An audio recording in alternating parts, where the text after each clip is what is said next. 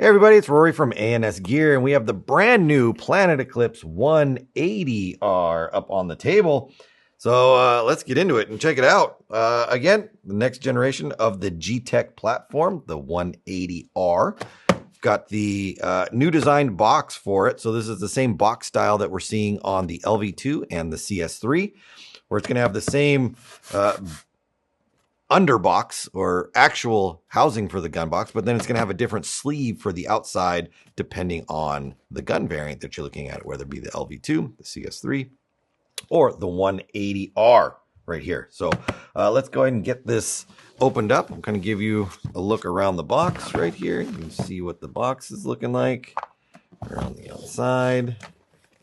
I like the orange on this. Let's go ahead and slide this off of there. We've got our colors right here. This is the charcoal orange gun, which is Ember Storm. So on the gun setups for the first run right now, the color-wise, you're going to see black body with black parts. That's their midnight. And then you're going to see a charcoal body with different colors on it. A charcoal body with green, a charcoal body with blue, and a charcoal body with orange on there. And then there's also a Predator camo version, and there is a an HDE camo version. And of course, us being who we are, we're going to offer swaps between all those guns. So if you want to get the black gun with the green parts on it, you can do that. So on and so forth, like we always do right there. So let's open this up. And this is just the sleeve right here.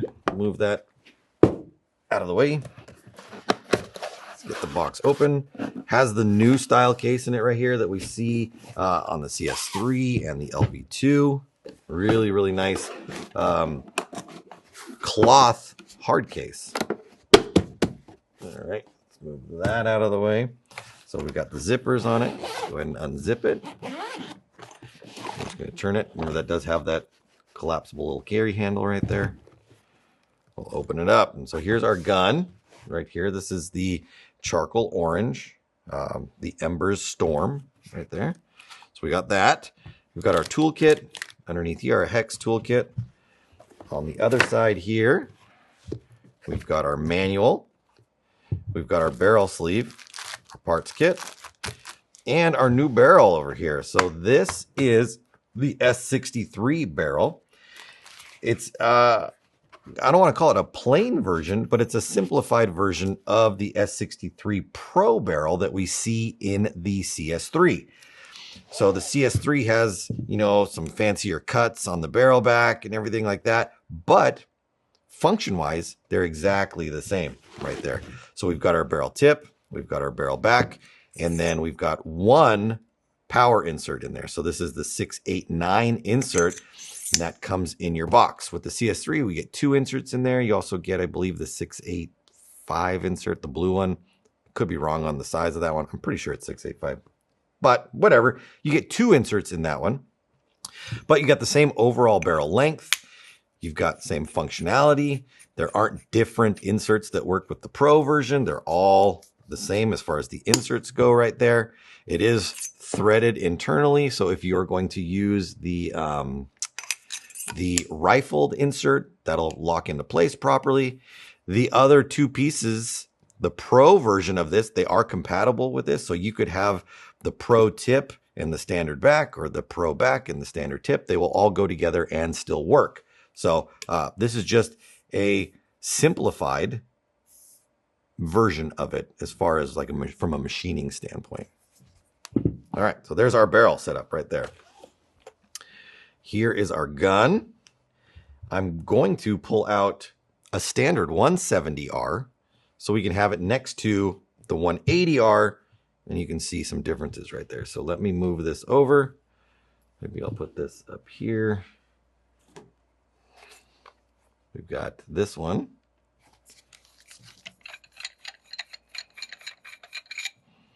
See our differences in our barrel right here. Barrel length is the same, but this is just a standard two-piece barrel, and this is the three-piece S63 barrel. All right, let's come in a little bit here. All right. So we've got, let's just talk about differences right here. Obviously, the milling is different on the gun. This has some angular deep cuts on it. I think this looks really slim and really sleek over here. The front grips between the two are the same. They have not changed this shape and design, as well as the battery and battery harness that's on the inside there. That is still the same. So we'll pop that off and we'll look at it. The difference on the top is with the feed neck lever. So the old feed neck on the 170 was just smooth on the inside. They've now gone with that locking style, which has that little indexing spot on it right there, and then the cutout on the feed neck body itself. So when that closes down, if you try to slide it up or down, it won't come out of there. It basically locks in place and does not allow this to happen. That can slide up and down like that, which could potentially unlock your feed neck and loosen up your loader on there. So that has that new feed neck design on it. Body setup right here.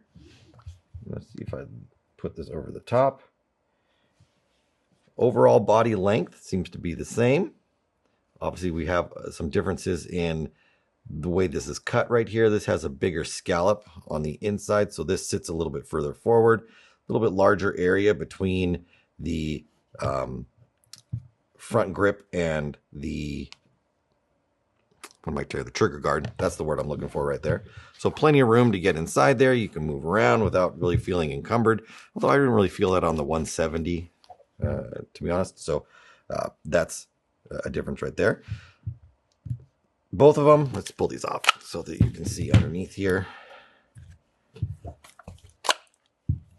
right, both of them have the quick lock eyes, so we can just snap that little thing back. We can lift that up. We got our detent underneath here, and then both of them use that light pipe.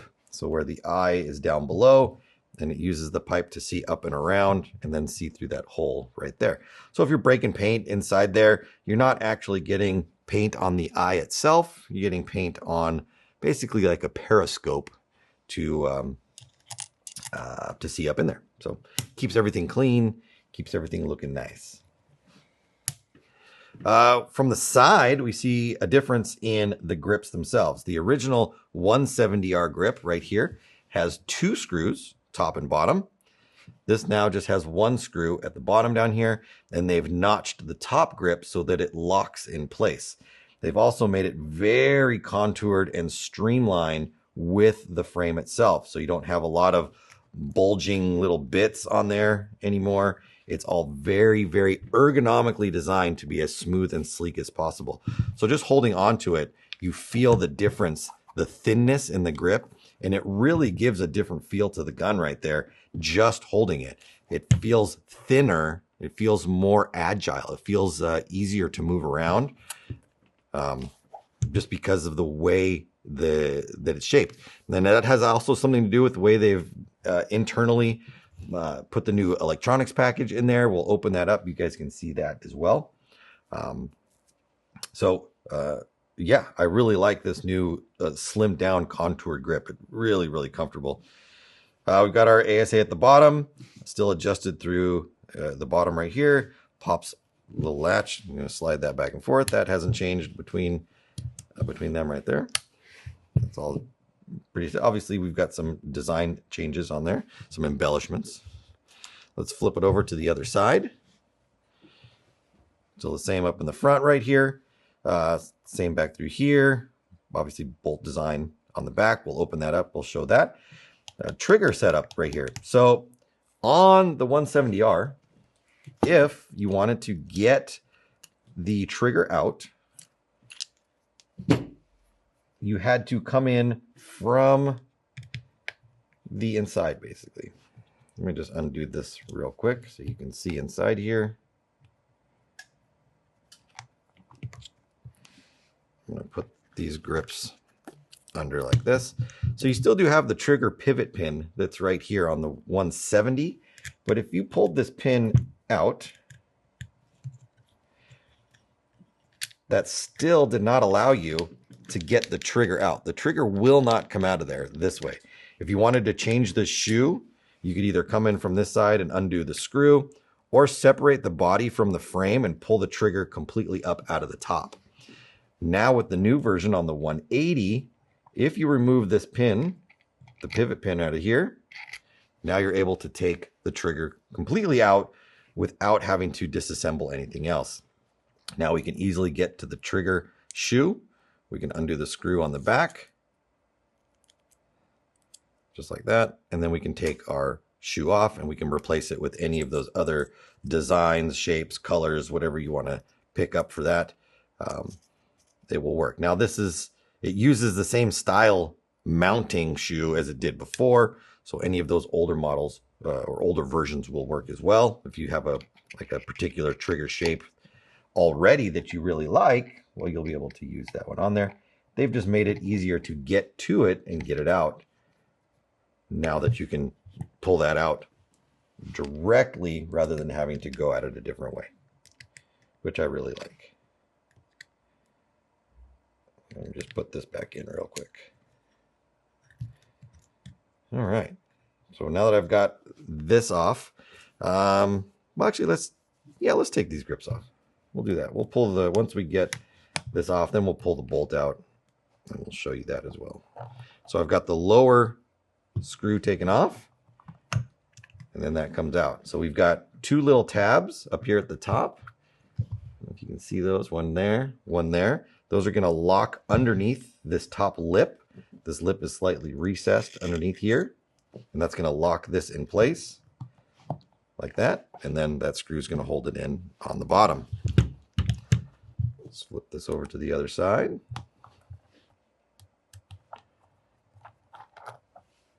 Off of here. Let's get these off too. So we'll pull the grips completely off of both so you can see them internally. Here and here. All right. So here's our electronics setup in here. Very similar in solenoid assembly right here. Setup. We've got our micro switch, same location right there. But we've got a whole new electronics package going on right here. They're using that stacked board like we've seen in the LV2 and the CS3. So this is really where this is going to differentiate itself right there. They've also implemented into the 180R the double click on and off.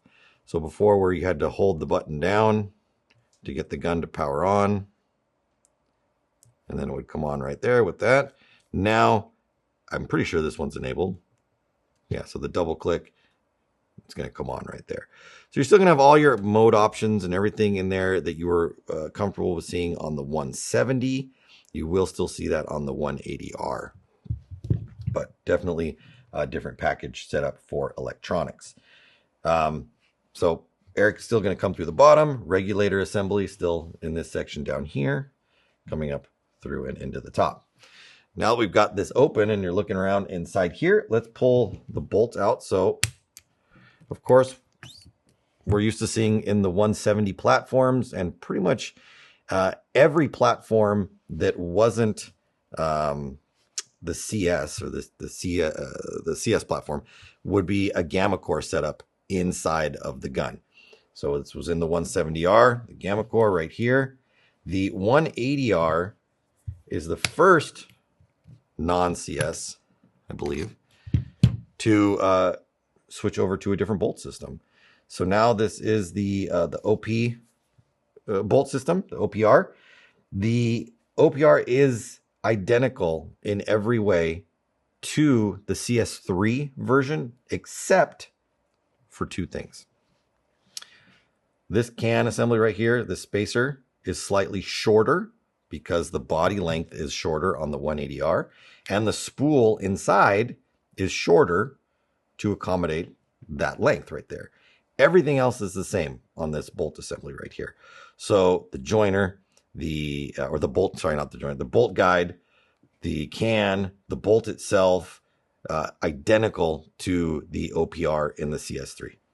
The back is the same. Obviously, the cap is different. It's machined a little bit differently, but everything else is the same. So the performance And the shot feel and everything that we've seen out of that, this is a drive assembly in the CS3, you're going to get that in the 180R. Because of that, operating pressure in the 180R has been dropped down to about 120 PSI. So you're going to get great results out of this gun. Between the 180 and the CS3, you do have a difference in volume between those two guns. The body is bigger on the CS3, so that's going to give you more volume inside there. And also, they machine internally some of the body out of the inside, which creates a bigger pocket inside there. So you're going to get larger volume internally as well. So that's going to offer a little bit more volume on there. So that's going to, you know, obviously make a little bit of a difference in the two guns right there. But from this to this is a very big difference on these two guns.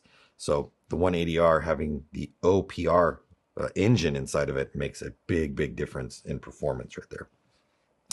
All right, I think really the last thing to do is probably just separate the two body and frames apart from each other so that we can see what they look like on the inside there. They both still come apart with two frame screws right there. So one at the front and then one at the back.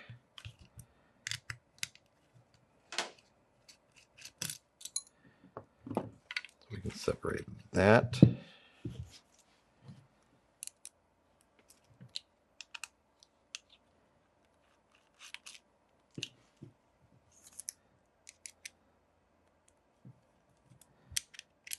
Off of here.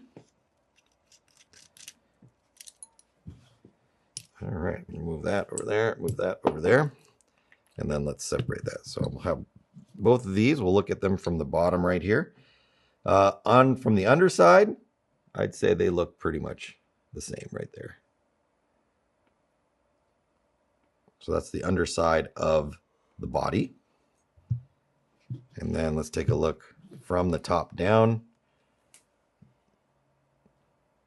Solenoid assembly looks the same. Eye wire and just wire placement looks the same. They've got those wire tidies on there. We've got that coming around. Let's see. Difference obviously in the power wire length we saw before. So the power wire running up from the front through here now plugs up into the top right here, rather than that power wire running all the way down and then having to come all the way down here and then plug in at the bottom of the board down here. Now there's a new plug at the top. So that power wire is shorter. No longer do they have that other cable that's, you know, always wants to get caught on things. Sometimes it gets stuck up here like this and you put your grips on and you smash that wire down. So that's different now too. But then we've got our solenoid wire, our micro switch wire, and our eye wire plugins all going on through there, and then our power wire up through there. So the setup in there is different. The electronics package allows for a different placement of the wiring, and then allows for a cleaner setup inside this. So that's good looking right there. All right. So let's put this one back together real quick. We'll get our grips back on, get our frame back on, get that in there, put this one in there.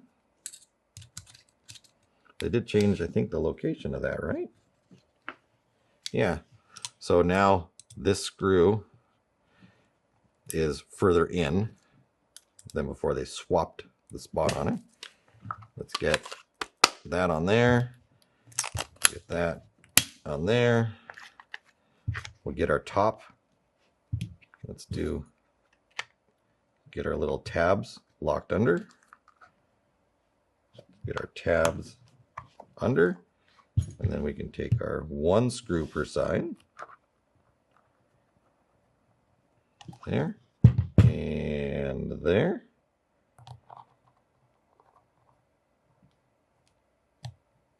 Put that on there, and then take our S63 barrel.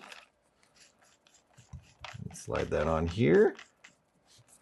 And now that we've got this all back together, let's take this gun outside and give it a rip. All right, so now we're outside with the 180R. You saw it disassembled. We've got it all back together.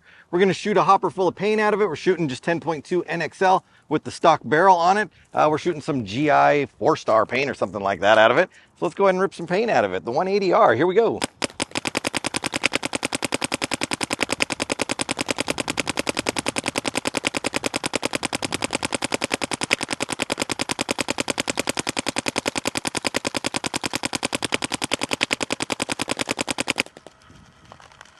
There we go, that's a whole hopper. That's the 180R. Now let's go back upstairs and finish this video. All right, so we're back inside with the 180R. Took it outside for a nice rip out there, ran it through its paces, did some shooting with it. It's an awesome trick little setup right here, guys. So if you're looking for a brand new gun, check this gun out, the 180R. It's definitely a step up in improvements from the 170R.